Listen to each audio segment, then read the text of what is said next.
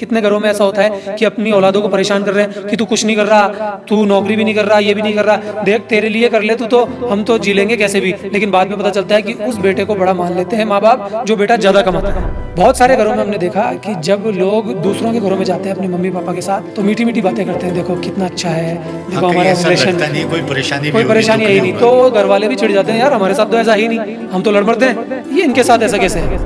मैं अपने खुद के भतीजों को सबको देखता हूँ ऐसा करके बैठे रहेंगे, आज ये परेशानी, कुछ परेशानी नहीं है। मैं तो सही बताऊँ, मैं तो सोचता हूँ लाल पैंट पहन लूँ, ब्लैक पैंट पहन लूँ, स्कार्फ लगा लूँ, अपने हिसाब से रहूँ। लेकिन दिक्कत ये आती है कि जब मैं अपने रिलेटिव्स में रहता हूँ तो अनमोल वो मेरे को बोलते हैं कि आपको शर्म नहीं आती, इतने बुजुर्ग हो क्या आप ये पहनते हो। और जब आप जैसे लोगों में यंगस्टर्स में रहता हूँ तो मुझे बहुत अच्छा फील होता है। कोई ना कोई बोलेगा, पॉजिटिव जो सोच है, मेंटल जो यंग है वो ये बोलेगा देखो ना इस उम्र में भी जीना आता है इसको। चाहे हमको रोटी ना दें, चाहे हमारे पास पैसा ना बचे, घर गृहस्थी सब चली जाए, कम से कम आप तो सीना चौड़ा करके खड़े हो जाओ, आप तो एक असली योद्धा बन जाओ। आप क्यों कहलाना चाहते हो कि हम बुजुर्ग हैं? आप ही तो असली युवा हो, क्योंकि आपके पास खोने को कुछ नहीं है।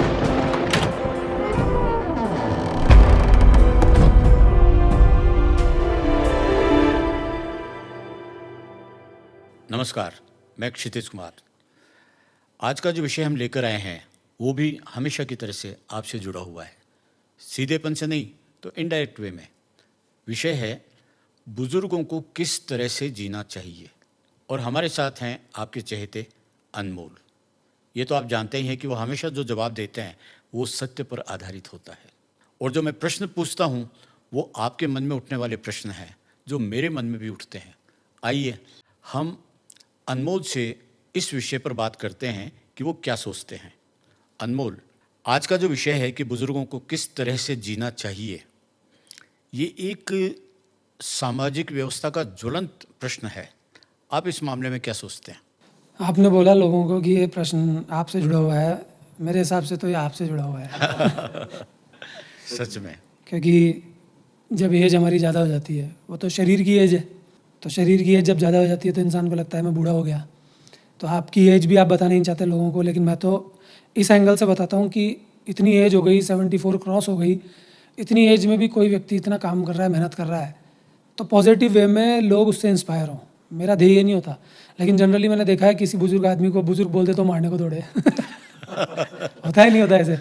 नहीं, इतना ज़्यादा तो नहीं होता, लेकिन अच्छा तो मुझे भी नहीं लगेगा। तो मैं तो बोलता हूँ सार्वजनिक मंचों से मैं बोलता हूँ आपके लिए, तो क्योंकि अपन दोनों ही फिल्म लाइन से रिलेटेड रहे हैं, आप बहुत ज़्यादा रहे हैं और मैं थोड़ा थोड़ा रहा हूँ। तो हमने देखा है कि फिल्म लाइन में जो बुजुर्ग होते हैं वो भी जवान होते हैं, तो उनका ध्येय भी यही होता है कि हमको कोई बोले ही नहीं कभी, हम तो महसूस ही नहीं करें। कहीं ना कहीं उनके अंदर वो युवावस्था हमेशा जिंदा रहती है। लगते भी हैं तो मानते नहीं हैं। कितने केस सुनते हैं जब हीरोइन बोल जाती है अंकल, तो फिर वो सीधे से बोलते हैं, अकेले में कुछ बोल दिया करो, दादा अंकल बापू कुछ भी, लेकिन जब प्रोफेशनली सामने रहते हो, हीरोइन हो, तो मैं तुम्हारा हीरो हूँ। और देव साहब का तो मोस्टली ये होता था। तभी तो मैंने कहा मारने को दौड़ते हैं वो। सर देखो, जीने का जो स्टाइल है ना वो तो सबका अपना अपना होता है, इसका कोई थंब रूल तो है नहीं। ना मैं बताऊँ वो सही है, ना आप सोचते हैं वो सही है, ना कोई और बताता है वो सही है। लेकिन कौन सी चीज़ सही होती है? जो सत्य के नज़दीक होती है। फॉर एग्ज़ाम्पल, आज सोशल मीडिया की दुनिया पे हम ऐसे ऐसे लोगों को मशहूर मान लेते हैं, अच्छा मान लेते हैं, सच्चा मान लेते हैं, जिनके व्यूज़ ज़्यादा हैं।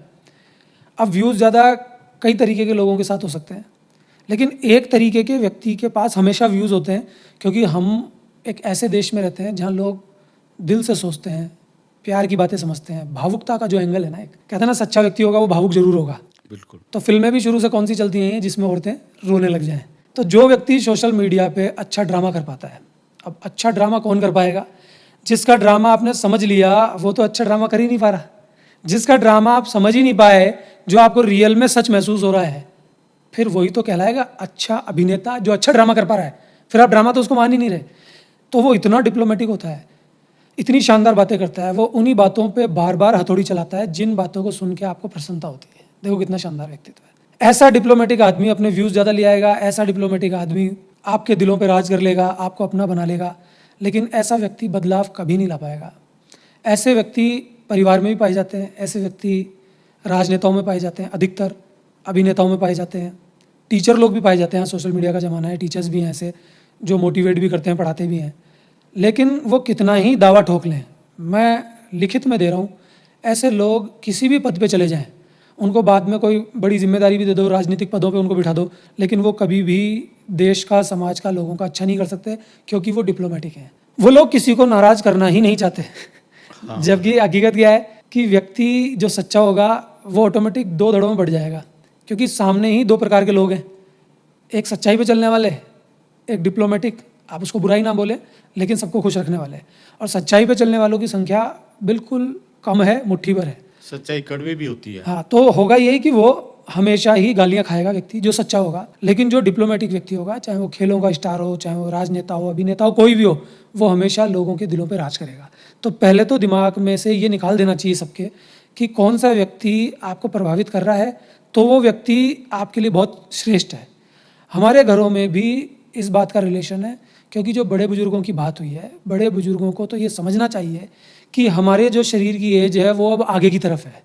हम उस सच्चाई से गुजरें, हम डिप्लोमेटिक ना हों, चाहे हमारी औलादें नाराज़ हो जाएं, चाहे हमको रोटी ना दें, चाहे हमारे पास पैसा ना बचे, घर गृहस्थी सब चली जाए, कम से कम आप तो सीना चौड़ा करके खड़े हो जाओ, आप तो एक असली योद्धा बन जाओ।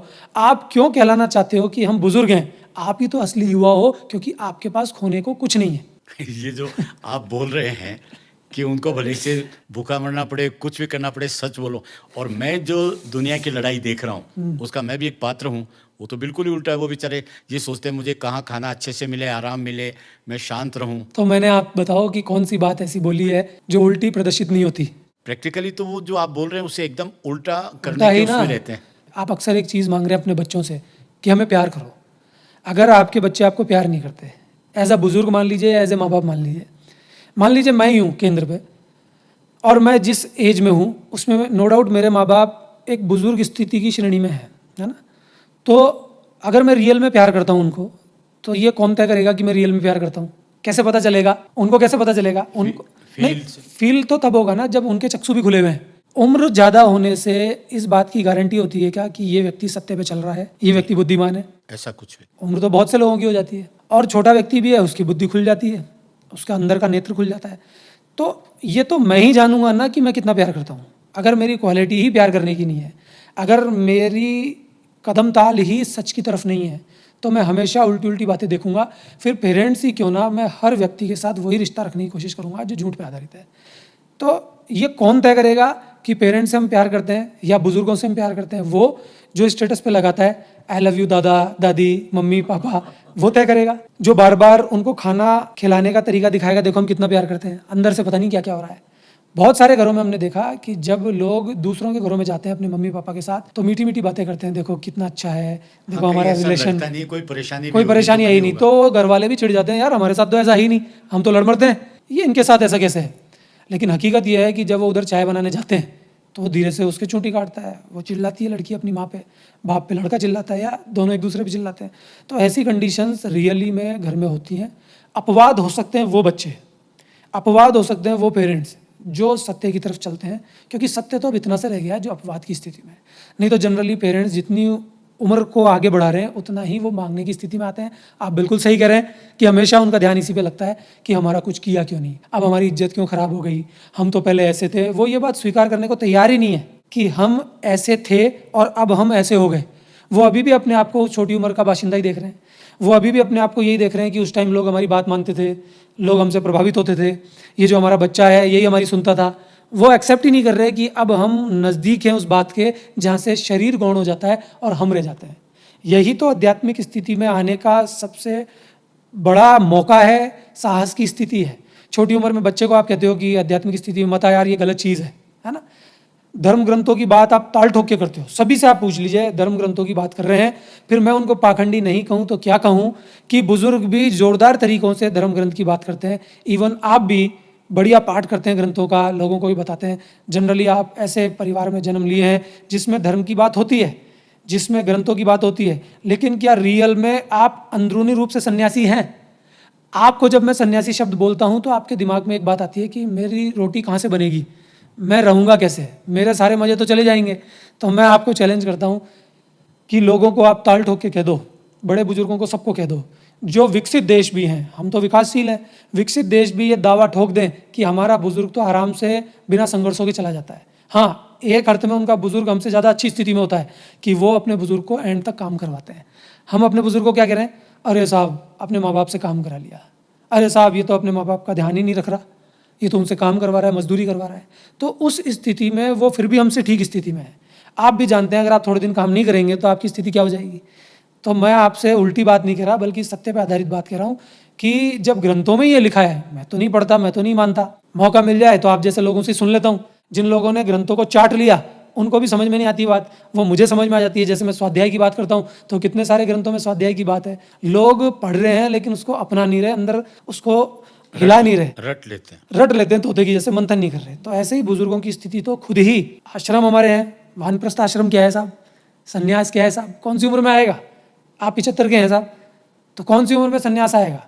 अब जब आप बोल रहे हैं तो मैं एकदम अलग टॉपिक पे ले जाता हूँ आपको। कहीं ले जाओ आप सर। जो ट्रैक है, क्योंकि ये मैं हूँ, विषय नहीं है, और विषय मेरे से रिलेटेड है। सर आप तो प्रतिनिधि बने बुजुर्गों का और उनके पक्ष में बात करें, और आप हिला के बताएं मुझे। पक्ष और विपक्ष नहीं है, क्योंकि मैं सच्चाई का आंसर सुनते सर मैं पक्ष इसलिए बोल रहा हूँ कि वो गलत दिशा में चल रहे हैं, इसलिए हम ये चर्चा कर रहे हैं। वो इतने दुखी हैं घरों में, इसलिए हम ये चर्चा कर रहे हैं। हमारी चर्चा का कोई उद्देश्य है। अब देखो, आपने सुना कि वो दुखी है इसलिए हम चर्चा कर रहे हैं।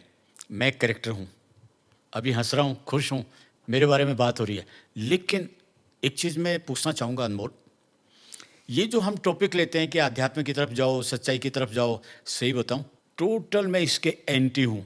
मुझे ये बताओ बुजुर्ग की उम्र क्या होती है, और क्या बुजुर्ग होने का मतलब वो मौत का इंतजार करे, वो हमेशा भगवान को याद करे, सारी दुनिया से पलायन कर जाए, जीने का हक छीन ले, अच्छा खा नहीं सके, अच्छे लोगों में बैठ नहीं सके, अपने आप को जवान फील नहीं कर सके। ये सोच जो है बुजुर्ग होने की, इसका मतलब मैं तो यही बोलता रहता हूँ, हालांकि मैं तो अलग ही हूँ, लेकिन उसके बावजूद मैं ये सोचता हूँ क्या बुजुर्ग होने का मतलब आप मौत का इंतजार करते हैं। थोड़ा सा ज़रूर आपने बात को घुमाया है, लेकिन मैं आपको वापस से उस बात पे लेके जाता हूँ कि पहली चीज़ तो आप बुजुर्ग का अर्थ समझें। किसी की ज़िंदगी में बहुत कम उम्र में ठहराव आ गया। बुजुर्ग कोई ख़राब शब्द नहीं है, ये तो शब्दों का खेल है। आप शब्दों को जितना मरोड़ेंगे, जितना परेशानी में लाएंगे, उतना ही खराब थोड़ा सा खराब तो लगता है, नहीं लगेगा, इसमें कोई दोहराई नहीं है। क्योंकि छोटी उम्र में क्या होता है, हमको सब पूछते हैं, हमारी वक़्त होती है, लोग हमारी सुनते हैं, बिल्कुल। और जैसा एक विपरीत लिंग के प्रति आकर्षण होता है व्यक्ति का, तो बुजुर्ग हो जाते हैं तो वो आकर्षण भी कम हो जाता है ना। लेकिन आप समझने की कोशिश करें कि एक ठहराव अगर छोटी उम्र में आ जाए, आप मुझे बुजुर्ग कह सकते हैं, क्योंकि मेरे जीवन में ठहराव बहुत हद तक आ चुका है। मैं पूरी तरह से अनमोल से सहमत हूँ।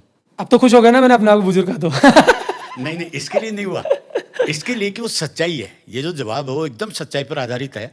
और मैं तो सही बताऊँ, मैं नॉर्मल नहीं हूँ, मेरी लाइफस्टाइल सोचने करने रहने की अलग है। और ये 1 साल कम बता रहे हैं। आई हैव क्रॉस 75, रनिंग 76, और स्टिल अभी पिछले 1 महीने से तो मैं और ज़्यादा यंग फील कर रहा हूँ। लेकिन ये जो मानसिकता है ना, मैं सच बताऊँ आपको, 25 साल के लड़कों को मैंने बुजुर्ग देखा है, और मेरी उम्र में ज़रा साथ रह के देखिए, कुछ पल तो बुजुर्ग के हैं, उम्र भी आती है, सोच भी है, शरीर भी आपका साथ नहीं देता। ऐसा तो नहीं है कि मैं बुजुर्ग नहीं हूँ, बूढ़ा नहीं हूँ, सब कुछ है।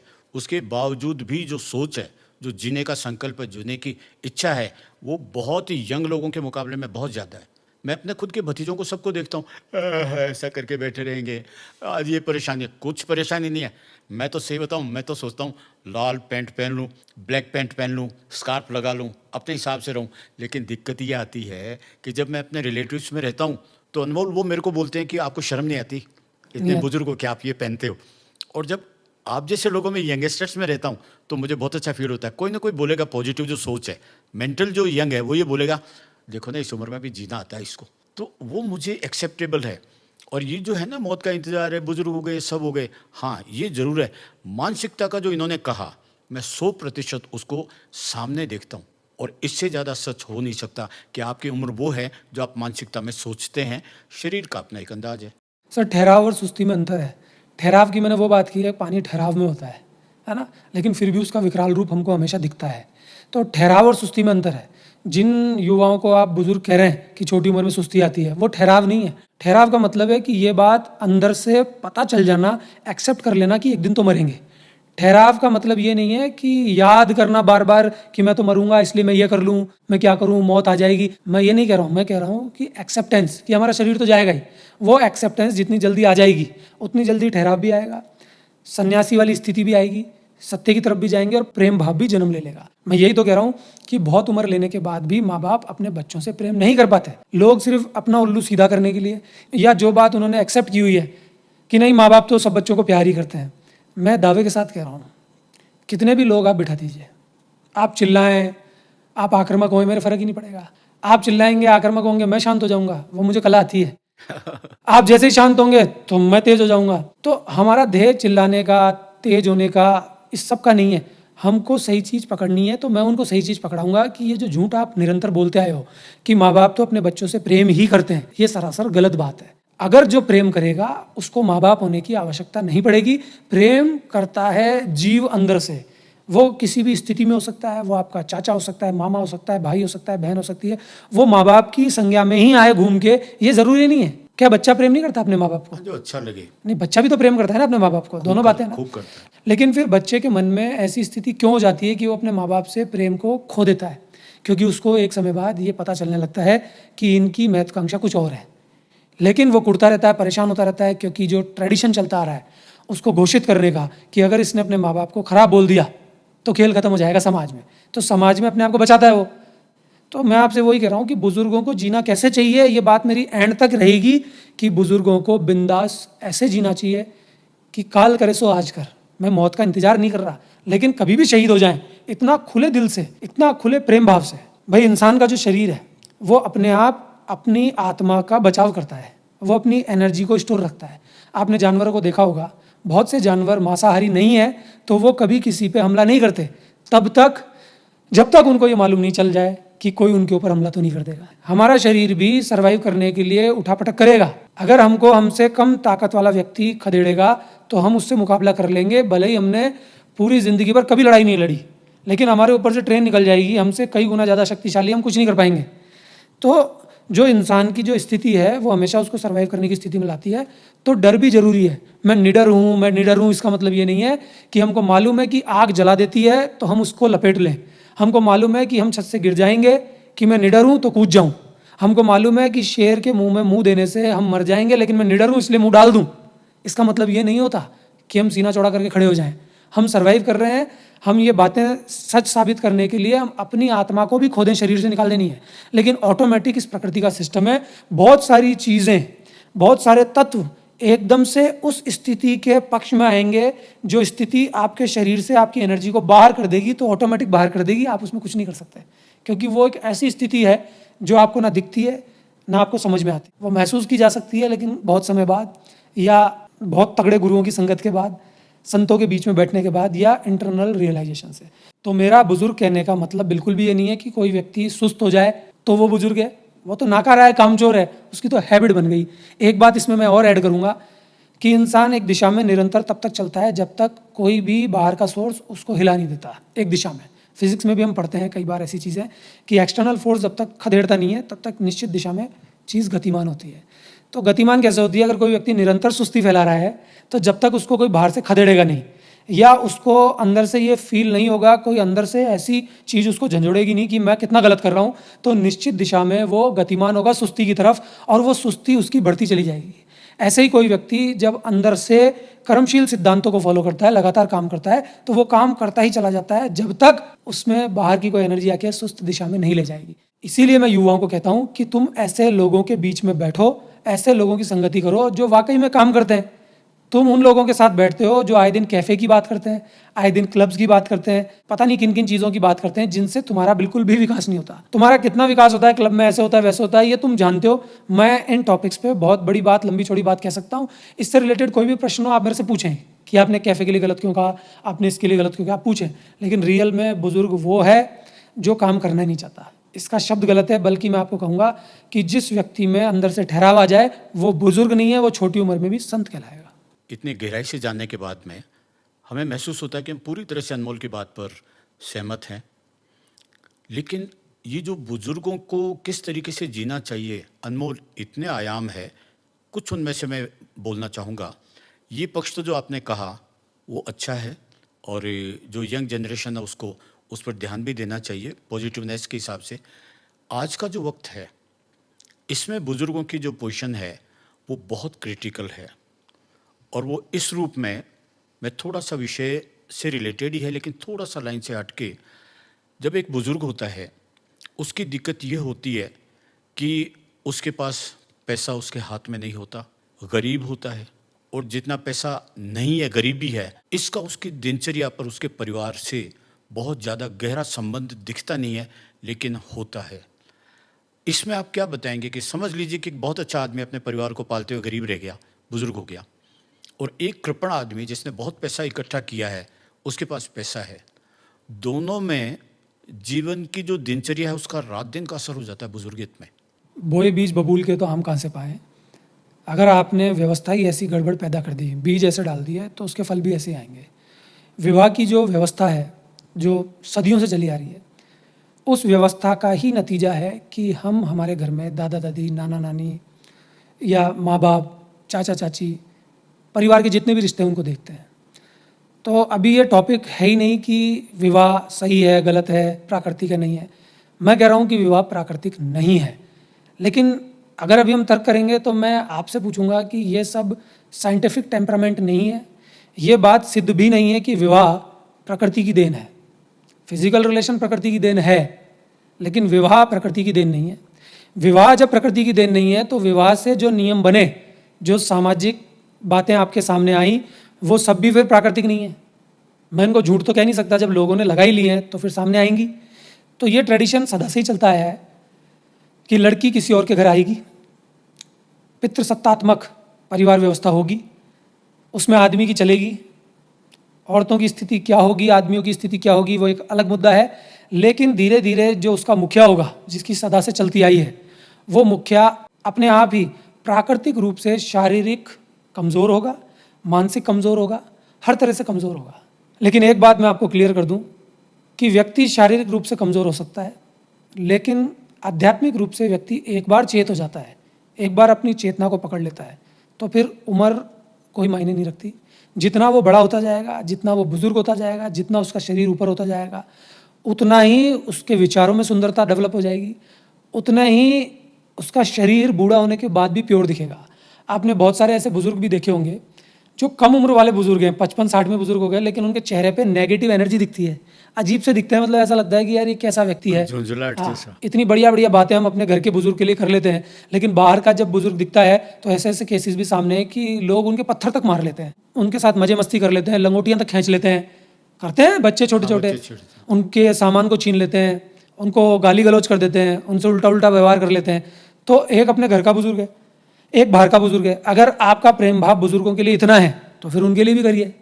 इससे उल्टा अगर देखें तो घर के बुजुर्ग भी वृद्धाश्रम में खूब मोटी तादाद में है। जो वृद्धाश्रम में नहीं है वो परेशान आश्रम में, कि घरों में ही वो इतना परेशान हो रहे हैं। अगर आप उनकी परेशानी नहीं देख पा रहे हैं तो एक बार उनको बाहर के व्यक्ति से बात करते हुए देखें। अपने बेटा बेटी से तो अच्छी बातें करेंगे, उनको बताएंगे नहीं, लेकिन बाहर जाके अपने बेटा बेटी की बुराई करेंगे, अपने परिवार की बुराई करेंगे। ये उनका एक तरीका बन गया, उनकी आदत बन गई, उनका कल्चर बन गया।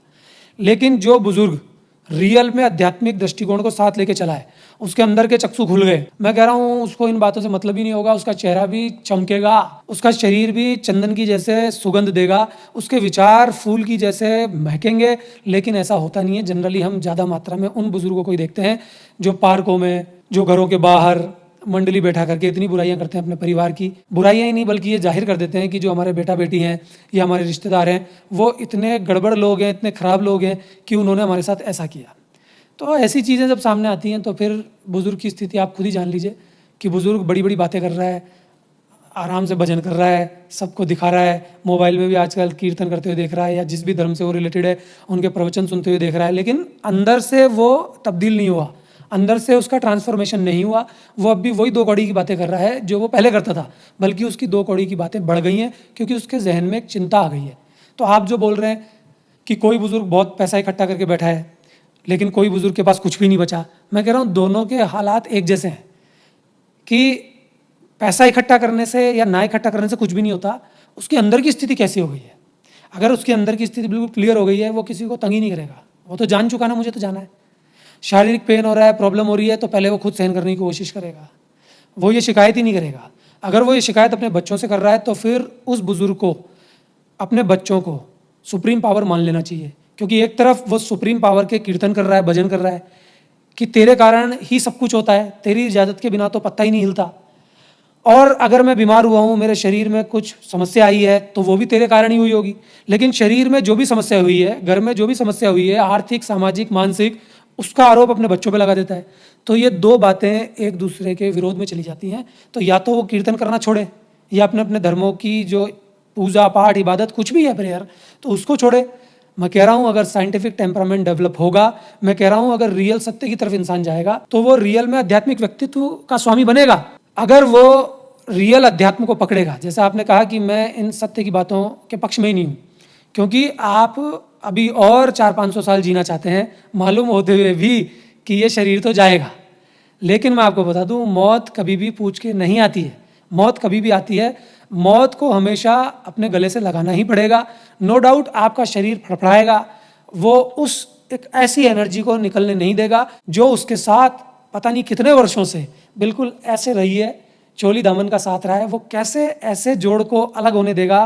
कहते हैं फेविकोल का जोड़ मजबूत, या कोई और चिपकाने की जो वस्तुएं आती हैं फेविक्विक वगैरह, उसका जोड़ मजबूत। मैं कह रहा हूँ ऐसा जोड़ जो कभी हटा ही नहीं, जिसने हटने की स्थिति पैदा भी की या बाहर से पैदा हुई तो भी परेशान होके या पीड़ा पाके वापस से वहीं जुड़ गया।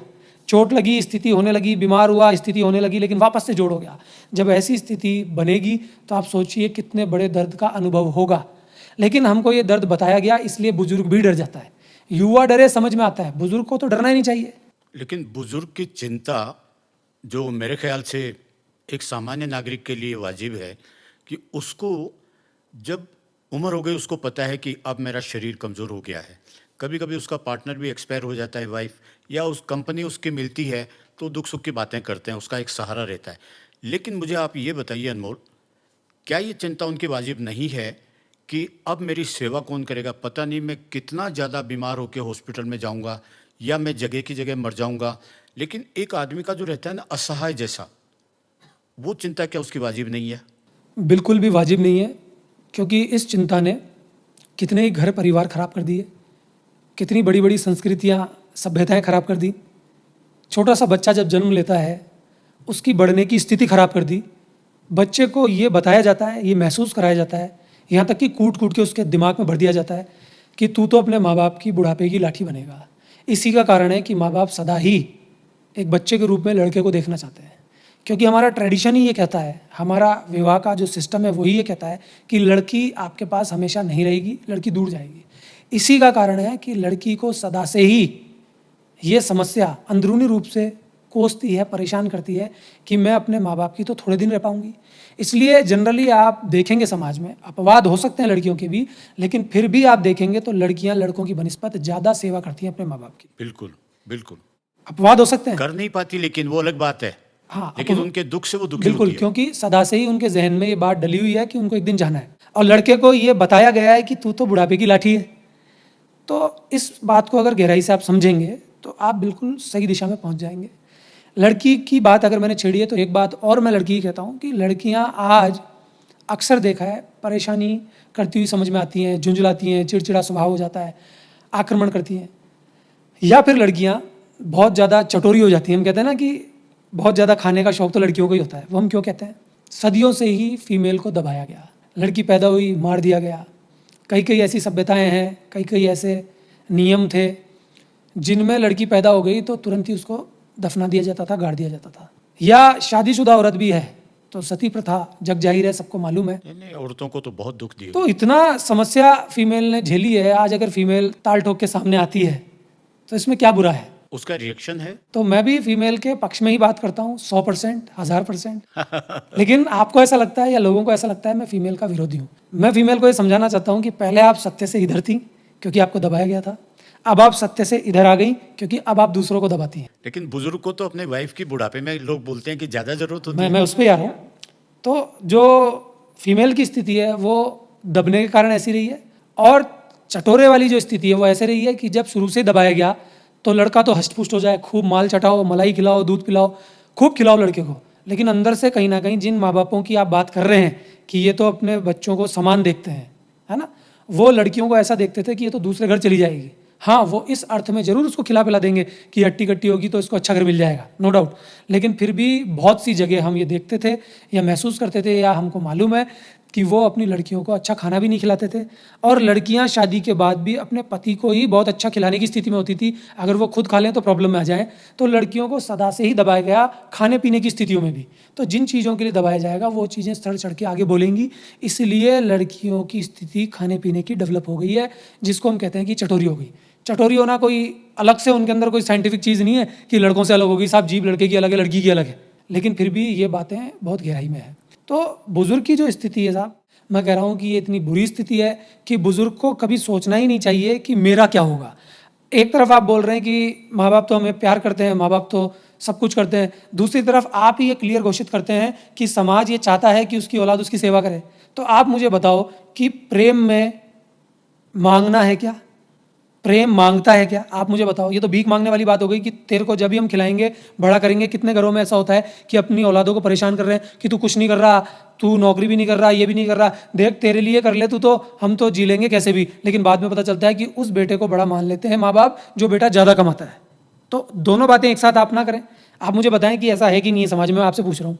ऐसा है, आपका जो पक्ष है वो ये है कि बुजुर्ग डोमिनेट करते हैं, लेकिन इसके बीच में एक हिडन चीज़ है और वो बुजुर्गियत के साथ में आ जाती है कि जो उनका लड़का है या बहू है जिनसे वो समझते हैं कि ये हमारे कंट्रोल में रहे, वो एक अलग चैप्टर है। लेकिन पैसा एक ऐसा मैटर है, बल्कि मैं खुद भी देखता हूँ कि जैसे ही 60, 65 और 70 की एज में आदमी आ जाता है, घर वाले, लड़का, विशेष रूप से बहू, आसपास वाले इंतज़ार करते हैं कि ये कब मरेगा, इसकी प्रॉपर्टी मिलेगी। तो ये जो चैप्टर दूसरी साइड का है बच्चों का, ये भी तो कितना मायने रखता होगा। सर यही मैंने आपसे कहा ना कि ये व्यवस्था का अवगुण है। जो विभागीय व्यवस्था लाए ये उसका अवगुण है। फिर आप बोलेंगे पहले के लोग ऐसे होते थे। अरे पहले इतना ज़्यादा साइंटिफिक टेम्परामेंट नहीं था, लोग बहुत ज़्यादा आध्यात्मिक स्थिति को अपनाने की कोशिश करते थे, भले ही वो डिप्लोमेटिक होकर बात मानते हो। उनको इतना डराया जाता था कि अपने माँ बाप के सामने तो आंखें नहीं उठानी। तो उस स्थिति को आप सही मानते थे, लोगों का विकास ही नहीं हो पाता था। जनरली जिनके बाप दादा बहुत आक्रामक होते हैं वो अपने बच्चे को पनपने नहीं देते। ऐसे बच्चे कभी विकसित हो ही नहीं पाते, वो दब दब के ही सलट जाते हैं। उनका जो विराट रूप है वो निकल के सामने ही नहीं आता, क्योंकि उनके बाप दादा ही इतने खतरनाक थे कि वो हमेशा दबाते रहे। तो मैं आपसे यही कह रहा हूँ, ये तो व्यवस्था का अवगुण है कि एक विवाह सिस्टम आया, फिर बच्चे हुए, फिर बड़े हुए। कौन मना करता है दूसरी व्यवस्था लाने के लिए? आज आप अपने ऊपर रख के देखें कि आप अपनी सारी अर्निंग्स खुद अपने बलबूते करते हैं। इन प्रश्नों का आइडियल व्यक्तित्व तो आप खुद ही हैं। अगर किसी को सल्यूट करना हो तो मैं तो आपको करूंगा, और किसी को क्यों करूं? तो ऐसा नहीं है कि विवाह नहीं होने चाहिए, और ऐसा भी नहीं है कि विवाह नहीं होंगे तो सब कुछ होगा। लेकिन हर चीज़ में अगर सत्य आएगा तो सत्य सही दिशा में लेके जाएगा। लेकिन हम जान के सत्य को अपने निजी फायदों के लिए उल्टा कर लेते हैं, फिर वो निजी फायदे बाद में प्रॉब्लम करते हैं। अगर रियल का सत्य पकड़ोगे ना तो बाद में दिक्कत नहीं आएगी, कभी दिक्कत नहीं आएगी। हम ये जो मिलावटी खेल पकड़ते हैं ना कि आटे में नमक लगाना है, वो खेल हमें बर्बाद कर देता है आगे चल के। क्यों? क्योंकि पेरेंट्स ने क्या बोला बच्चों को कि तुम हमको प्यार करो, बुढ़ापे की लाठी बनो। बाद में वो बच्चा फिर उनको दुख देता है। अगर तुम उनको प्यार ही सिखाते, तुम उनको अपनी बुरी कंडीशन में भी ये नहीं सिखाते कि तू ऐसा कर ले, बल्कि वो आपको देखता छोटा बच्चा कि हमारे माँ बाप कितनी तकलीफ में पागल हो गए। ऐसे पेरेंट्स नहीं है क्या? ऐसे बाप नहीं है क्या? नहीं, ये जो मिलते हैं। हाँ, जो एक शर्ट आज में भी पूरा जीवन निकाल रहे हैं। आप जो चाहते हैं वो जनरेशन है ना अपवाद, और उनके बच्चे उनके लिए जान देने जान को देते तैयार हैं। होते माँ 2 साड़ियों में पूरा जीवन निकाल रही है, खुद का पेट काट के खिला रही है ना। मैं इन सारी व्यवस्थाओं का चश्मदीद हूं। हाँ, उनमें भी 2 सोच है कि वो ये टकटकी लगाए बैठे हैं कि थोड़े दिन हम दुख पालेंगे, फिर बाद में बच्चे हमको खिलाएंगे। वो माँ बाप भी गलत हैं, उसमें भी 2 फाड़ हैं, 2 धड़े हैं। तो ऐसे भी नहीं होने चाहिए। दूसरी बात मैं आपसे बार बार कह रहा हूँ कि आपने बोला ठीक है ये बात तो अलग है, प्रेम ये वो, लेकिन मैं आपसे कह रहा हूँ कि पैसों की बात की ज़रूरत क्या है? क्योंकि पैसा तो उनके पास भी प्रॉब्लम में आ जाता है जिनके पास बहुत पैसा है, जिनके माँ बापों के पास अथा पैसा है, करोड़पति नहीं अरब खरबपति हैं। नहीं, मैं उनमें रहा हूं। हाँ, तो उनकी स्थिति क्या होती है एक बार देख लो ना जाके। उनकी मानसिक स्थिति, जितने आप नजदीक जाओगे बहुत दुखी मिलेंगे मैं वही कह रहा हूँ ना। गरीबों के मुकाबले में। आप जबरदस्ती किसी बच्चे से प्यार करा लोगे क्या? आप पैसों की बार बार बात कर रहे हो, उसको चाहिए कि उसका बच्चा उनके पास बैठ के बात करे। आप बोल रहे हो बात भी मेरी है ना नोटों में आ जाएगी, तो पैसों से थोड़ी ना बात हो जाएगी। नहीं, लेकिन एक चीज़ मैं बताऊं, मुझे नहीं पता पॉडकास्ट में मैं ये मुझे लाना चाहिए नहीं लाना चाहिए, मैं अपनी बताता हूँ। मेरे को मौत की चिंता नहीं है, मैं खूब जीना चाहता हूँ। झूठ क्यों बोल रहा हूँ? नहीं, मुझे नहीं है, सच में नहीं है। लेकिन जो चिंता वो भी बताता हूँ जो इससे रिलेटेड है, वो ये रहता है कि मैं नहीं चाहता कि कोई भी मुझे एक गिलास पानी भी दे। मैं ये चाहता हूँ कि मैं तुरंत निकल जाऊँ। हर कोई ये चाहता है ये जो इवन आपको आश्चर्य होगा और घर में हंसते भी है, मैं जो भी, हालांकि मेरा आगे पीछे कोई खास है नहीं, लेकिन मैं उनको बोलता हूँ यार ये आईसीयू में और वेंटिलेटर पर यही बात डालते हैं, बिल्कुल सही। तो मैं उनको ये बोलता हूँ मेरे को ज़्यादा घिसना मत। नहीं, बिल्कुल सही है। इनकॉन्शियस हो गया, मेरे को इंट्रावेनस भी लगाने की ज़रूरत नहीं है, मैं जैसा जाता हूँ मुझे चले जाने देना, दुखी सुखी। तुम मेरे को दुखी करोगे अगर सांस को गिन के तुम समझते हो कि मैं जी रहा हूँ। आज जो व्यवस्था है कॉर्पोरेट हॉस्पिटल्स की, जो सीधे ही पेशेंट तो क्या, वो थोड़ा बहुत भी बीमार है तो पेशेंट घोषित हो जाता है, बहुत खतरनाक स्थिति में उसको ले आते हैं और वो इतना दुख दर्द को सहन करता है कि सीधे वेंटिलेटर पे ले गए। कितनी दर्दनाक प्रक्रिया है, अंदर नली लगा दी और वो नली भी कुछ दिन ही लग पाती है, बाद में गले में छेद कर दिया, इधर छेद कर दिया, कहाँ कहाँ छेद नहीं करते। तो वो जो दुख घर पे पा रहा है वो दुख वो वहाँ पा रहा है केवल इसलिए कि ये वापस से तैयार हो जाए। बुजुर्ग इंसान जो कि भूतपूर्व में जवान था, उसके जीवन का पूरा जो अर्थ है वो इस बात पे डिपेंडेंट है कि वो जो मेरे मृत्यु के दिन होंगे उसके लिए मैं क्या कर रहा हूँ पूरी जिंदगी भर। उसने पूरा जीवन तो जिया नहीं, उसने पूरा जीवन और जो उसका एग्जिस्टेंस था, उसका जो प्रेजेंट था, उसको खो दिया। किस बात को सोचते सोचते कि जो मेरे लास्ट के पल होंगे उनको मैं कैसे जीऊंगा, जबकि पता ही नहीं और है उसमें भी जीने का अंदाज वो नहीं है कि मैं बिंदास जीऊंगा, आजा मौत मुझे ले जा। हाँ। उसमें भी 420 कि वो पैसे मुझे बचाएंगे। तो मैं आपसे पूछना चाहूँगा, गांव वालों के पास जो पैसा नहीं होता, शुरू से ही दाल रोटी खा के अपने परिवार में रहते हैं, तो वो बुजुर्गों की ज़िंदगी सही है या जो शहर में पैसे वालों की है? देखो, मैं गांव और शहर इन बातों में तो जाता ही नहीं हूँ, आपको मालूम है। मैं तो एक बात जानता हूँ कि आपने जो बात बोली कि बुजुर्गियत में पैसा नहीं होना चाहिए, इस बात में मुझे लगता है इस बात में कहीं हद तक दम भी है, क्योंकि अगर बहुत ज़मीन जायदाद दौलत होगी तो फिर वो यहाँ अटकी हुई रहेगी। वो जो रहता है ना, साईं इतना दीजिए जा मैं कुटुंब समाए, मैं भी भूखा ना रहूं साधु न भूखा जाए, एक नॉर्मल जिंदगी जीने का मेरा अपना अंदाज रहा। तो लोग ये बोलते थे कि तुम वर्ल्ड टूर किया, ये क्या हीरो सब, वो पैसा वगैरह क्या है, वो मेरे को ज़रूरत कभी रही नहीं। सही या गलत की बात अलग है, और आप चूंकि जवाब सच में देते हैं, आप मेरी भावनाओं को समझ पाएंगे। चला के मैंने नहीं कमाया, क्यों? मैंने पैसे वालों को देखा है, उनके दर्द को देखा है, उनकी मानसिकता को देखा है, और मुझे वो बहुत भयानक लगती है। इसमें भी दो बातें हैं। जनता सोचती है कि इसमें दम नहीं है इसलिए नहीं कमा पा रहा। बिल्कुल। एक मत तो इसका ये मुझे है बोलते थे दुबई जाने वाले इतना पैसा लाते हैं, तुम वर्ल्ड टूर करके क्या कि लेके इसमें आए? दम ही नहीं है। लेकिन मैं एक बात सोचता हूँ कि अगर मैं इतनी गहरी बात कर रहा हूँ, मैं चालाकों की चालाकियां पकड़ रहा हूँ, तो चालाकियों से तुम्हारी रेड मारना भी आता है। बहुत ईजी है ना? पैसा कमाना बहुत आसान है, चालाकियां दिखाओ, उल्टी उल्टी बातें करो, भाई लूटो, घात लगा के रखो, अपने घर वालों को लूटो, अपनों को लूटो, पड़ोसियों को, दोस्तों को, सब कुछ लूट मार की जिंदगी मचा दो, वही चीज़ करो। तो ये अपने को तय करना पड़ता है कि हमारा जीवन कैसा होगा। जब व्यक्ति अंदर से फक्कड़ होता है ना, तो वो असली राजा होता है। क्योंकि ख़त्म होने का तो छोर है कि मेरे पास तो कुछ ही नहीं है, इसका छोर है, लेकिन कितना होगा इसका छोर नहीं है। तो जिस चीज़ का छोर ही नहीं है ना, वो चीज़ कोई काम की नहीं हो सकती, हो ही नहीं सकती। देखिए कितनी खूबसूरत बात है समझने वाली, कि आपकी ज़रूरत है वो तो आपको पता है, जितना चाहिए उतना पता है, लेकिन कितना चाहिए उसका कोई अंत नहीं है। शून्य का कोई छोर ही नहीं है ना। शून्य का क्या छोर है बताओ आप मेरे को, उसका कोई किनारा ही नहीं है शून्य का। शून्य तो शून्य मत दो। तो राजा उसी को कहते हैं। बहुत सारी पुरानी कहानियों में हम सुनते थे कि राजा नतमस्तक हो जाता था उन फकीर संतों के आगे, फकीर बादशाह। बोले तुम ही हो असली बादशाह, तो मैं तो यूं ही ड्रामा कर रहा हूँ। क्योंकि राजा को तो पता है ना कि इन बेवकूफों के सामने मैं ड्रामा कर रहा हूँ। हाँ, बिल्कुल धूर्तता से कमा और सदा से ही हम उन लोगों को बड़ा मानते हैं, इवन भगवान तक की संज्ञा दे दी, जो लोग हम पे राज करते हैं। वो भी इंसान है, अब चाहे पहले राजा हो या इस वक्त पॉलिटिशियंस हो। कितना केंद्र पे बैठे हुए हैं हमारे इस वक्त पॉलिटिशियंस, कितने ज़्यादा केंद्र पे हैं। मैं कह रहा हूँ अपना बाप भी बनाना हो ना, जरूरत पड़े तो मंत्री, प्रधानमंत्री, मुख्यमंत्री, नेता, इनको सबको बाप बना ले इंसान, और बना भी लेता है ना अपने फायदों के लिए। बनाते हैं, लाखों को मरवा देते हैं राज के लिए। तो वो अपने चित्त पे बैठा हुआ है वो चीज़। तो इसलिए सही बात है कि पैसा उतना होना चाहिए जितने की ज़रूरत हो। और मैं इससे और आगे की बात कहता हूँ आपको, और डीप जाता हूँ कि पैसा कितना भी हो, लेकिन एहसास ये होना चाहिए कि ये कुछ नहीं है। क्योंकि मेटेरियलिस्टिक जीवन से दिक्कत नहीं होनी चाहिए कोई कि वो हमको काट रहा है, परेशान कर रहा है। सोने की शर्ट पहनो ना, कहाँ दिक्कत आ रही है। शानदार चीज़ों का इस्तेमाल करो ना, कहाँ दिक्कत आ रही है। साइंटिफिक टेम्परामेंट रखो, नई नई चीज़ें याद करो, हैप्पीनेस को पैदा करो, मोहताज मत हो उनके। अपना काम खुद करने की औकात भी रखो, दम रखो, और अपने नीचे 50 आदमियों से अपना काम कराने की स्थिति भी रखो, वो भी हो सकती है। समाज के काम आओ। वो चले जाएं तो हम खुद वापस से अपना काम कर लें, वो भी रखो। तो पैसे की जो लालसा है वो नहीं होनी चाहिए। कई बार क्या होता है, फकीर लोग भी होते हैं ना, फकीर से मतलब जिनके पास पैसा नहीं होता, उनमें कूट कूट के पैसे की लालसा भरी होती है। हाँ। तभी तो वो उनके चंगुल में आते हैं जो उनको पैसे वाला बनाने की बातें करते हैं। अपराध में डालते हैं। अपराध में डालो चाहे किसी में डालो। मान लीजिए एक टीचर है, वो बच्चे को यही तो बता रहा है ना, तू ये वाला कोर्स कर ले, ऐसा ऐसा कंपनी ज्वाइन कर ले, ये सब कर ले तो तू बड़ा आदमी बन जाएगा, बड़े आदमी से रिलेशन है, तू मालदार बन जाएगा। तो मालदार बनने की जो प्रक्रिया हमें बताई जा रही है वही हमारे जीवन को नष्ट कर रही है। हमारे जीवन का सिर्फ और सिर्फ ये ध्येय रह गया कि मालदार कैसे बने, और मालदार भी उस जीवन के लिए कि आखिरी की स्थिति हमारी कैसी होगी बुढ़ापे में, बिल्कुल। है ना। क्योंकि जो मजा है वो तो अंदर से आता है। करोड़ों रुपए कमा लिए, अरबों रुपए कमा लिए, खूब जमीन जायदाद, फिर भी लड़ रहे हैं।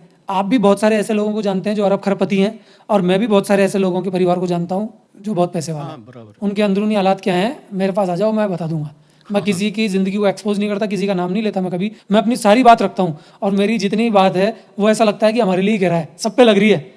लेकिन इतना मैं जानता हूँ, इतना मैं समझता हूँ कि मेरा जो ध्येय है वो किसी की पर्सनल ज़िंदगी को हिलाना नहीं है, बल्कि एक बिल्कुल ऐसी बात कहना है जो सबके ऊपर लागू हो रही है, जो सत्य से रिलेटेड है, वो अलग अलग फ्लक्चुएट नहीं हो रही है। तो मैं नाम ना लेते हुए सिर्फ इतना सा कहूँगा कि ऐसे बहुत सारे परिवार हैं जो बहुत पैसा कमाने के बाद भी रोते रहते हैं।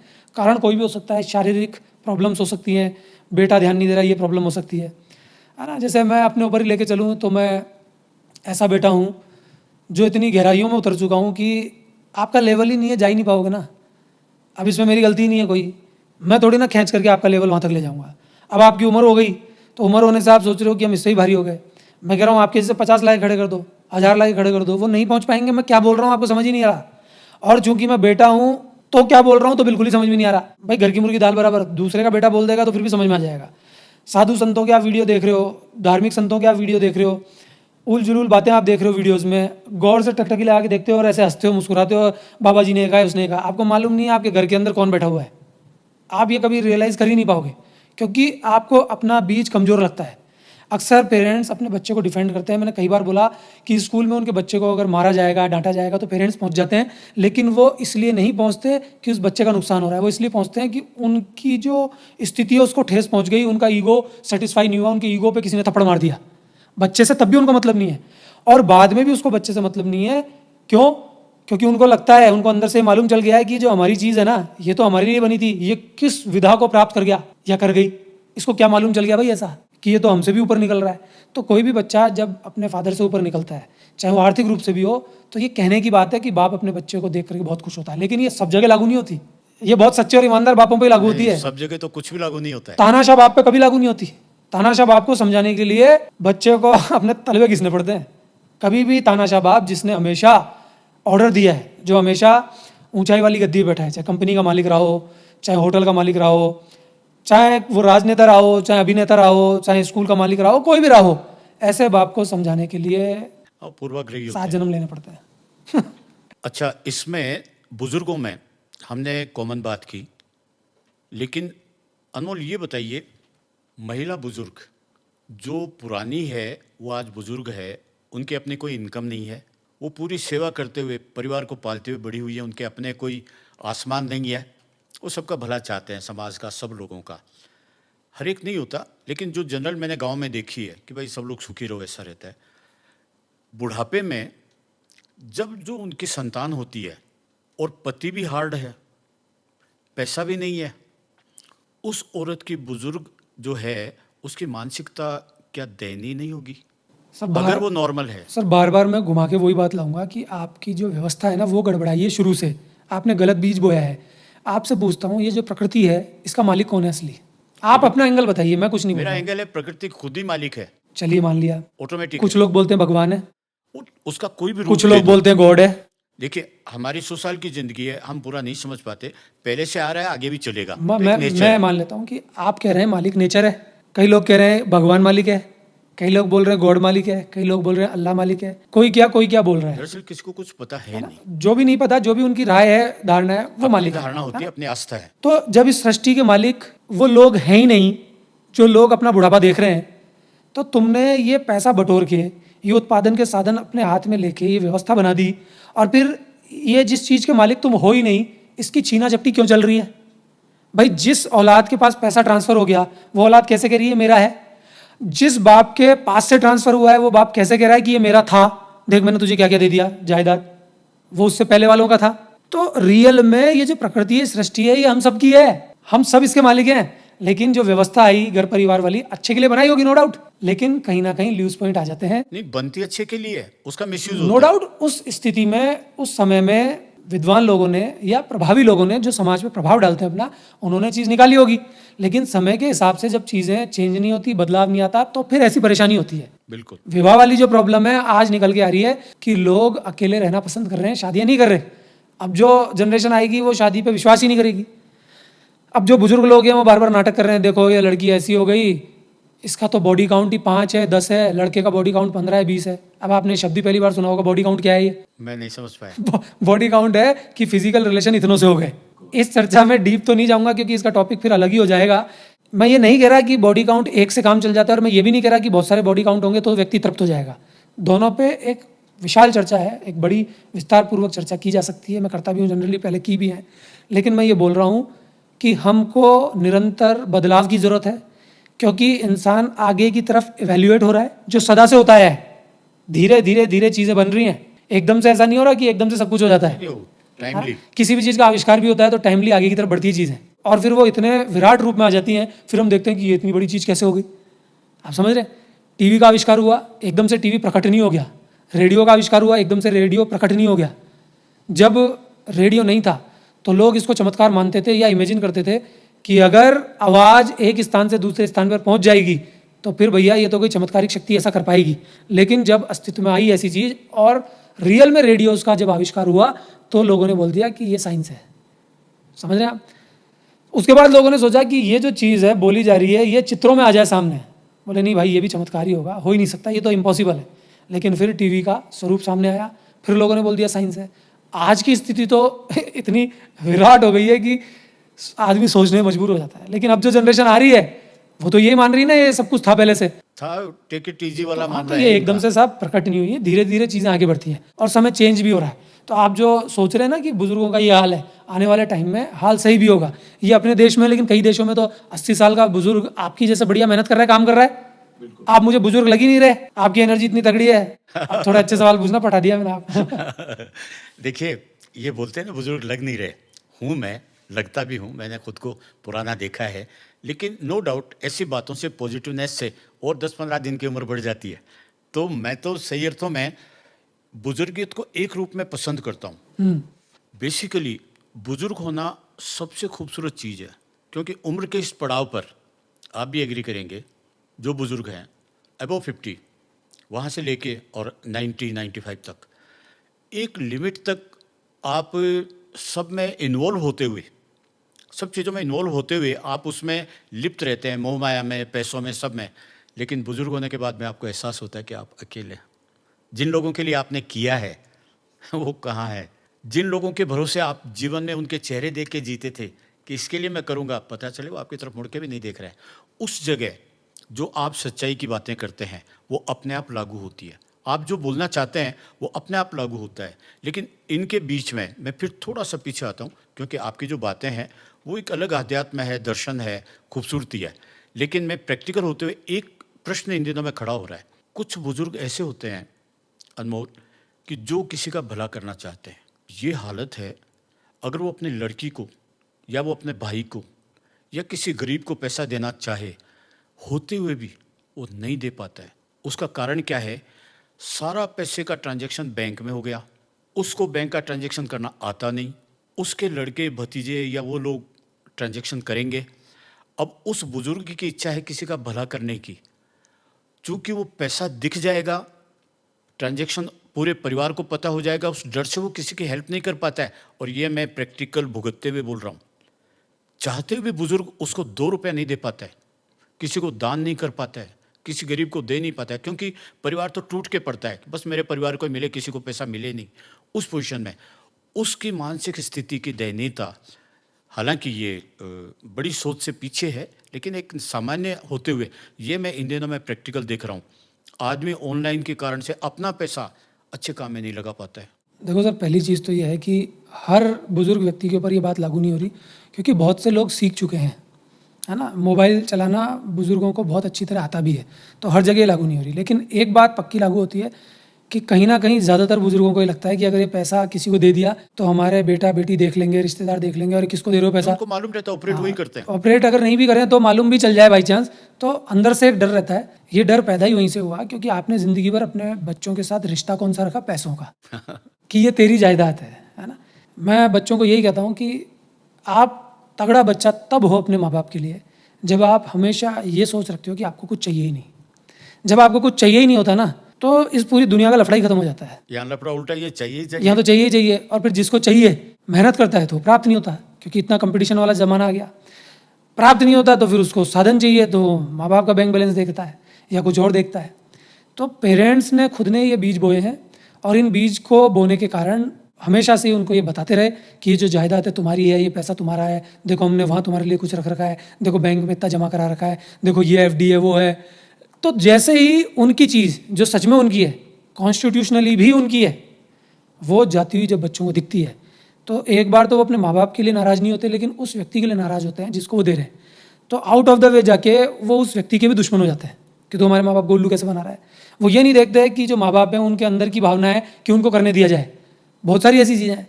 तो ज़्यादा अच्छा है कि इस पे औलादों को ध्यान देना चाहिए। माँ बाप तो जो दे चुके, ध्यान दे चुके, तभी तो बूढ़े हुए हैं। भाई कोई माँ बाप बनने वाला हो तो उसको तो मैं सलाह दूं कि तुम अपने बच्चों से ये रिश्ता मत रखो। ये तो मैं 1000 बार दे चुका, पर मानते नहीं है ना। वो दिन में 5 बार बोलते हैं, बेटा तेरे लिए ये लगा रखा है मैंने, बेटा तेरे लिए ये चाबियां रख रखी हैं, ये बंगले की है, जायदाद के पेपर्स ये हैं, बेटा इतना पैसा वहाँ जमा है, बैंक अकाउंट ये है। वो इतनी बार जताएंगे तो बेटा नाकारा नहीं भी है तो भी नाकारा हो जाएगा। फिर बहू जो बाहर से आई है वो तो घात लगा के बैठेगी कहाँ है, बेटा फिर भी ना देखे, क्योंकि कनेक्शन बहू का तीसरा हो गया, वो अपने पति से जुड़ी हुई है, पति उनसे जुड़ा हुआ है।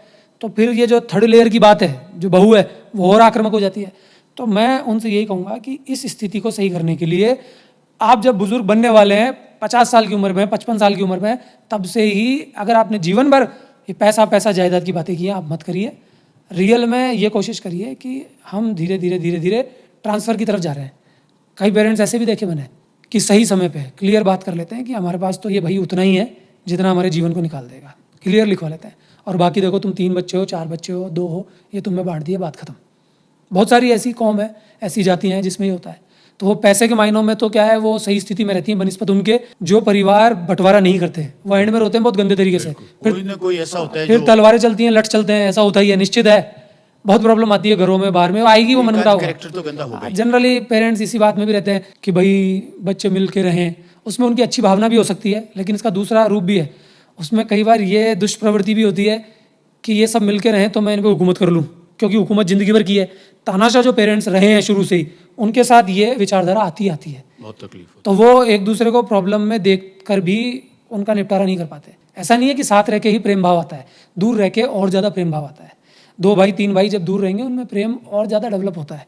पास रह के ची पी परेशानियाँ, उनकी जो वाइफ है वो लड़ रही हैं, ये तेरा मेरा, उनमें प्यार मोहब्बत हो ही नहीं सकती। पूरे टाइम आप इंसान के साथ गिच पिच में रहोगे, उसको स्पेस नहीं दोगे तो इंसान वैसे ही पागल हो जाता है।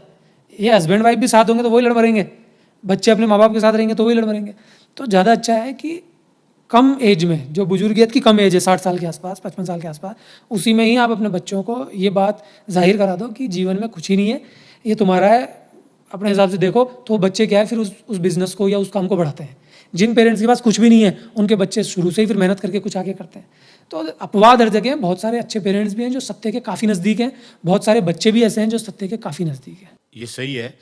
बहुत सारे पेरेंट्स और बहुत सारे बच्चे, जो मानसिकता उनकी होनी चाहिए वो सही है, होती है, क्योंकि सारा समाज तो गलत हो नहीं सकता।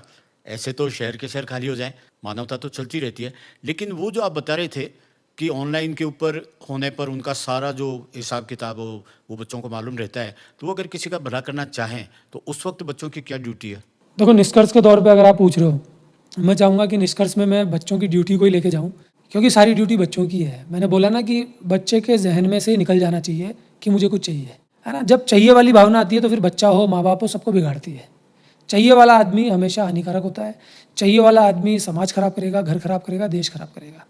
कई बार हम देखते हैं कि उस व्यक्ति को संत बता दिया जाता है कि देखो इसको तो कुछ नहीं चाहिए, लेकिन वो कुछ नहीं चाहिए में भी लोगों पे राज करने की प्रवृत्ति रखता है। ऐसे राजनेता भी हमने बहुत देखे जिनको कुछ नहीं चाहिए, लेकिन लोग उनकी सुनते रहें और लोग उनके गुलाम बन जाएं और वो सीट पे हमेशा के लिए बैठे रहें।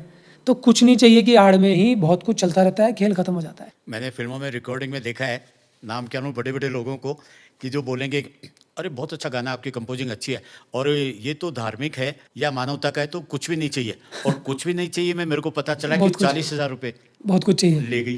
पेरेंट्स ही बोलते हैं ना कि हमें तो कुछ नहीं चाहिए, हम तो तेरे लिए कर रहे हैं। तो इतना परेशान क्यों हो रहे हो, फिर इतनी माथा बुड़ी क्यों कर रहे हो रोज रोज, जब आपको कुछ चाहिए ही नहीं, सब कुछ आप हमारे लिए कर रहे हो तो हो रहा है ना, हमारा क्या दिक्कत। ठीक है, वो मानवता है, लेकिन एक चीज़ आप देखिए, बातों ही बातों में आज के परिवेश में जो ये ऑनलाइन सारा ट्रांजैक्शन बच्चों को मालूम रहता है, उसमें पेरेंट्स कर नहीं पाते। माँ की तो बेचारी की छोड़ ही दो, उसकी तो कहीं गिनती नहीं है, वो तो पुच्छलवान की तरह से अपनी ज़िंदगी काटती है। लेकिन बच्चों की ये ड्यूटी है। अनमोल ने हमें सच्चाई के रूप में ये बताया कि आप चाहत मत रखो कि सारा पैसा मेरा ही है। जो पिताजी, जो माँ कहीं दान करना चाहे, वो अपने खुशी के लिए, अच्छा बुरा उनका सोच है, करना चाहे तो उनको करने दीजिए। ऐसा ये एक परिवार में सामंजस्य, बुजुर्गों की जो अपनी इच्छाएं हैं उसको पूरा करने में आप सहयोग दे पाएंगे। अनमोल, बुजुर्ग जो होता है, क्या उसको जीवन में हमेशा यही सोचना चाहिए कि अब वो बुजुर्ग हो गया इसलिए वो किसी काम का नहीं, बच्चों के लिए स्क्रैप हो गया, और वो बेचारे को हमेशा यही बोला जाता है, चाहे उसका मन है कोई मेले में जाने का, नहीं नहीं कीर्तन में जाओ, और वो कपड़े भी पहने तो उसको बोले नहीं नहीं इस उम्र में। उम्र का उसके जीने से क्यों जोड़ते हैं? आप बोलने में कतरा रहे हो, मैं बोल देता हूँ। सीधी बात है कि विपरीत लिंग के प्रति उसका आकर्षण भी होता है, तो उसके लिए भी उसको समाज रोकता है। ये भी एक कई कारण है। जगह ऐसा देखा है कि जैसे पिता अगर अकेला है, विधुर हो गया, बच्चों को बड़ा किया, तो कुछ बेटियां, कुछ बच्चों का इन दिनों में कई जगह पढ़ने सुनने को मिलता है, और मैंने देखा भी है, वो चलाकर, जहाँ चरित्र की इन बातों में बहुत गंदा समझा जाता है, आजकल के बच्चे चलाकर ये सोचते हैं कि पिताजी को कंपनी चाहिए तो कोई भी विधवा है या कोई ज़रूरतमंद है या कहीं किसी को ज़रूरत हो तो इनकी शादी करवा दें, अगर वो थोड़ी सी अधेड़ उम्र में है तो। अगर व्यक्ति एक ज़िंदगी जी रहा है, परेशान हो रहा है, तो बहुत बुरी से बुरी सामाजिक जो रीति है उसके ऊपर भी वार करके सही दिशा में लाया जा सकता है। फॉर एग्जांपल, लोग जनरली अल्कोहल को वर्जित मानते हैं। अगर धार्मिक लोग हैं तो बोले जो अल्कोहल का सेवन करता है वो बेकार व्यक्ति है, और पीते होंगे चोरी छुपे, पीछे से खूब नौटंकियाँ करते हैं लोग, लेकिन अल्कोहल की एक भी बूंद अगर उनके मुंह में चली जाए तो अपना धर्म भ्रष्ट मानते हैं। बावजूद इसके बहुत सारी ऐसी दवाइयाँ हैं जिनमें अल्कोहल का प्रयोग होता है, तो वहाँ मरता क्या नहीं करता, वहाँ बात कर लेते हैं, वहाँ आप उसका सेवन कर लेते हैं। तो ऐसे ही यहाँ पे आप बात तो कर रहे हैं संस्कार की, लेकिन उस व्यक्ति के बारे में भी सोचिए जो बार बार इन चीज़ों की तरफ ध्यान दे रहा है, वो इन चीज़ों से तृप्त नहीं हुआ, तो ऐसी कंडीशन में आउट ऑफ द वे जाके समाज का विरोध करके बच्चों को ऐसा करना पड़ता है।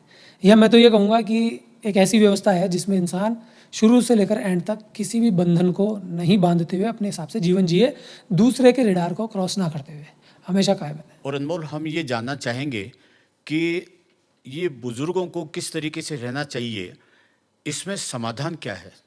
बुज़ुर्गों की समस्या का जो समाधान है वो बुज़ुर्गों से रिलेटेड ही नहीं है। लगातार मैं आपको बोल रहा हूँ कि जो आपने बीज बो दिया वैसे ही फल आप काटेंगे। विवाह इनका सबका कारण है। अब विवाह सही है गलत है ये बात की बात है, लेकिन विवाह होने के कारण संयुक्त परिवार बनते हैं, परिवार बनते हैं, और बुजुर्ग अस्तित्व में आता है। बुजुर्ग के हाथ से पैसा चला जाता है, बुजुर्ग के हाथ से शरीर चला जाता है। चलिए, शरीर तो प्राकृतिक है, जाएगा ही, लेकिन जो पैसा है, जो उत्पादन के साधन है, किसी के पास कम, किसी के पास ज़्यादा होते हैं, उनकी व्यवस्थाओं पर भी काम करना चाहिए। सरकारें निरंतर रूप से काम कर रही हैं। बहुत सारे ऐसे देश भी हैं जिसमें बुजुर्गों की पेंशन इतनी बढ़िया है, इतनी शानदार है कि उनके जितने भी दिनचर्या के काम है वो अपने आप हो जाते हैं। तो ऐसी व्यवस्था देश में आएगी तो बुजुर्गों का भला हो जाएगा। लेकिन गलत इंटेंशन वाले लोग जब होते हैं किसी देश में, तो वो ऐसे लोग होते हैं कि वो जो बुजुर्गों की पेंशन सरकार अगर दे तो जवान भी अपने आप को बुजुर्ग घोषित कर दे, अपने झूठे डॉक्यूमेंट्स बनवा ले और वो उनकी पेंशन भी खा जाए। सही इंटेंशन वाले लोगों के लिए तो सारे समाधान किए जा सकते हैं, लेकिन अपने देश में समाधान इसलिए नहीं हो पाते क्योंकि इंटेंशन रॉन्ग होती है। हर समय अपना ही सब कुछ कर लें, अपना ही खा जाए, बातें बड़ी बड़ी कि देखो अच्छाई क्या होती है, सच्चाई क्या होती है, ईमानदारी क्या होती है, धर्म क्या होते हैं, उन्होंने ये किया था, हमारे जो पूर्वज थे इतने अच्छे थे और हमको भी ऐसा ही करना चाहिए। सारे धर्मों की किताबें पढ़ ली, उनके बारे में बता दिया, उनको ऑथेंटिक ठहरा दिया, लेकिन अपने व्यवहार में कोई भी चीज़ नहीं लाए। लेकिन सच में अगर समाधान करना है तो मैं कह रहा हूँ कि ये व्यवस्था विवाह वाली है, ये हटनी चाहिए। और अगर इस व्यवस्था में आप फंस गए हैं या ये व्यवस्था है तो ये कोई बहुत ऐसी भी नहीं है कि साहब ये तो बहुत ही बुरी चीज़ है। इसमें भी अगर लोग दिमागदार होंगे, क्योंकि विवाह की व्यवस्था हटेगी तो भी तो लोग समाज में रहेंगे, तो भी तो लोग कहीं ना कहीं रहेंगे, मिलेंगे जुलेंगे। तो सामाजिक व्यक्ति की अगर बात करें तो इसमें ऐसा होना चाहिए कि जो नई जनरेशन है उसको भी ये धारणा बनानी चाहिए कि मेरे को कुछ नहीं चाहिए, बुजुर्ग को भी ये धारणा बनानी चाहिए कि मेरे को कुछ नहीं चाहिए। आपकी ज़िंदगी इस पृथ्वी पे है कितनी, आपका शरीर यहाँ रहता कितने दिन है, आप बार बार किस आपाधापी में लगे हुए हैं, आप क्यों परेशान हो रहे हैं, आप क्यों पागल हो रहे हैं, आप कंफर्टेबल जोन को नहीं छोड़ना चाहते, इसलिए जो आपकी बुजुर्गियत है वो आपको परेशान करती है, इसीलिए आपको लड़के के रूप में बुढ़ापे की लाठी चाहिए होती है। आप जनरली देखेंगे गरीब परिवार है, किराए से रहता है, उसका लेट बात भी इतना बेकार है, लेकिन उसको मोनोटोनस स्थिति में पहुंचा देता है वो, उसको वही खूबसूरत लगने लग जाता है। वो उस कंफर्टेबल जोन से ऊंचा तो आना चाहता है, लेकिन अगर उस कंफर्टेबल जोन से वो नीचा चला जाए तो उसको बर्दाश्त नहीं होता। जबकि एक बड़े परिवार वाला इतनी बुरी स्थिति देखे तो वो उस कंफर्टेबल जोन में नहीं जाएगा जो उनकी थी, क्योंकि उसकी कंफर्टेबल जोन लैट बात की और शानदार है। उसकी कंफर्टेबल जोन रसोई की, रसोई में बने पकवानों की, या बेड की, या पंखे की, कूलर की, एसी की और ऊंची है। तो कंफर्टेबल जोन तय करने के कारण इंसान प्रॉब्लम में आ जाता है, बुढ़ापे को एंजॉय नहीं कर पाता, सच्चाई को नहीं समझ पाता और उस स्थिति में कभी नहीं पहुंच पाता जिस स्थिति को मैं संतों वाली स्थिति कहता हूं। अरे कुछ भी हो सकता है, कभी भी हो सकता है, कोई कुछ कर ही नहीं सकता, इसके पीछे कोई समाधान नहीं है। आप कितनी भी हाथ दिखा लीजिए किसी से, कितनी भी अपनी जीवन रेखा देख लीजिए, कितने भी टोने टोटके कर लीजिए, अगर ये टोने टोटके, अगर ये जादू टोना या किसी बाबा ने, किसी भी चमत्कारी पुरुष ने कह दिया कि आपके साथ ऐसा होगा, ऐसा नहीं होगा, तो मैं कह रहा हूँ एक भी चमत्कारी पुरुष जो 10 लाख की भीड़, 15 लाख की भीड़ लेके बैठा हुआ है, सामने लाके बिठा दो मेरे, मैं दावे के साथ कह रहा हूँ आपको कुछ भी नहीं है। लोगों को उल्लू बनाने का सिस्टम है। अगर वो चमत्कारी पुरुष इस दुनिया के सिस्टम को हिला दे तो बात करें। अगर कोई आपके मन की बात बता रहा है, मैं भी हजारों लोगों के मन की बात बता देता हूँ, मेरे साथ तो रहने वाले कहते ही हैं कि तू अपने मुंह से मत बोल, तेरी जुबान खाली है, तू अपने मन की बात बता देता है, वही निकल जाती है। तो क्या मैं चमत्कारी बाबा हो गया? सिंपल सी बात है, कॉमन सेंस है भाई। जो पढ़ेगा नहीं उसके नंबर नहीं आएंगे भाई, जो ईमानदारी से मेहनत करेगा वो सफलता पाएगा भाई, जो अपने शरीर का ध्यान रखेगा वो बलिष्ठ होगा, जो अपने शरीर का ध्यान नहीं रखेगा वो कमजोर होगा। तो इसमें कोई चमत्कार नहीं है। और अगर चमत्कार है, मैं तो आपको सोचने मजबूर कर रहा हूं, है तो मान लीजिए। तो चमत्कार होने पर भी इतने कष्ट आपको क्यों मिल रहे हैं? आप क्यों अमर नहीं हो पा रहे हैं? क्यों आपका जीवन प्रॉब्लम में जा रहा है? और आप उस देश के बासिंदे हैं जिसमें सबसे ज्यादा धार्मिक टेम्परामेंट है।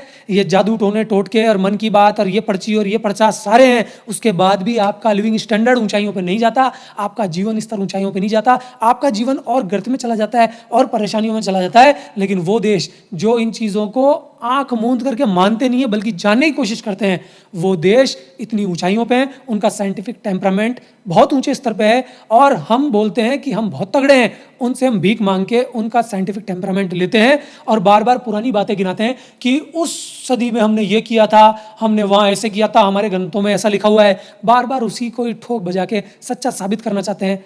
कोई फर्क नहीं पड़ेगा। दूसरे के घर को खराब बता करके अपना घर अच्छा साबित करना थोड़े दिन का मेवा हो सकता है, लेकिन ये सदा के लिए आप में ताकत नहीं भर सकता।